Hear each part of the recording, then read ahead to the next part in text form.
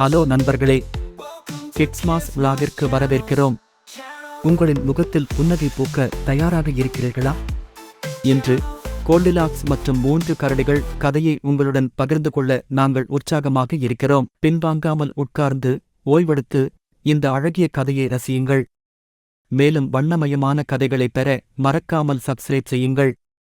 உங்கள் நண்பர்களும் குடும்பத்தாரும் பார்க்க ஷேர் செய்யுங்கள். லைக் கொடுத்து உங்கள் ஆதரவை காட்டுங்கள். வாழ்த்துகள். ஆரம்பிக்கலாம்.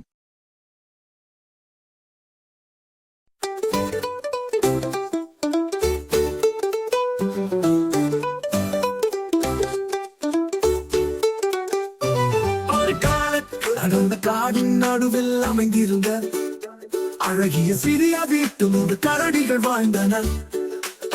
அப்பா கரடி, அம்மா கரடி மற்றும் குட்டி கரடி. ஒரு காலை நேரத்தில் அவர்கள் காலை உணவுக்கு சுவையான கஞ்சி தயாரித்தனர். ஆனால் அது சாப்பிட சூடாக இருந்தது. அதனால் அனைவரும் நடக்க சென்றனர். அதே நேரத்தில் கோல்டிலாக்ஸ் எனும் ஒரு சிறுமி அழகான காட்டு பாதையில் அலைந்து வந்தாள். அவள் கரடிகளின் வீட்டை கண்டாள் மற்றும் கதவை தட்டினாள். ஆனால் யாரும் பதில் கூறவில்லை. ஆர்வத்துடன் அவள் கதவை தள்ளி கொண்டு உள்ளே சென்றாள். உள்ளே சென்று பார்த்தாள். அங்கே மேசையின் மீது 3 கஞ்சி கிண்ணங்கள் இருந்தனர்.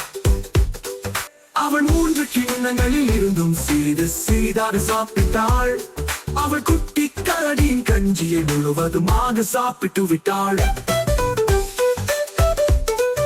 அவள் வீட்டில் 3 நாற்காலிகள் இருந்ததை கவனித்தாள்.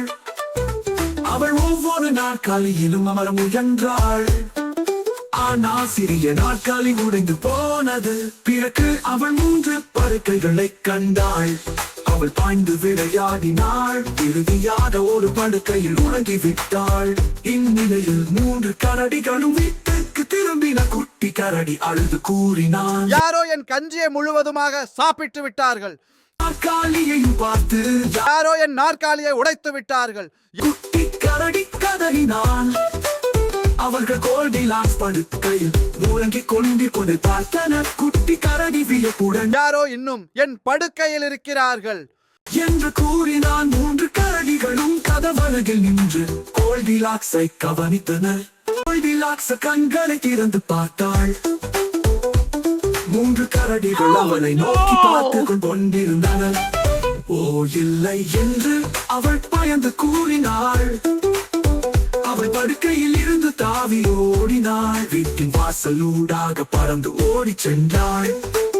அந்த நாளில் இருந்து அவள் யாருடைய வீட்டிலும் அனுமதி இல்லாமல் செல்லக்கூடாது என்பதை கற்றுக்கொண்டாள். இந்த கதையின் நெறிமுறைகள் மரியாதை, பொறுப்பு மற்றும் நல்ல தேர்வுகளை செய்வது. அதனால் தயவு செய்து மரியாதையாக இருந்து பொறுப்புடன் நடந்து கொண்டு நல்ல தேர்வுகளை செய்யுங்கள். இந்த கதையை நீங்கள் மிகவும் ரசித்திருப்பீர்கள் என்று நம்புகிறேன். மறக்காமல் சப்ஸ்கிரைப், ஷேர், லைக், கமெண்ட் செய்யுங்கள்.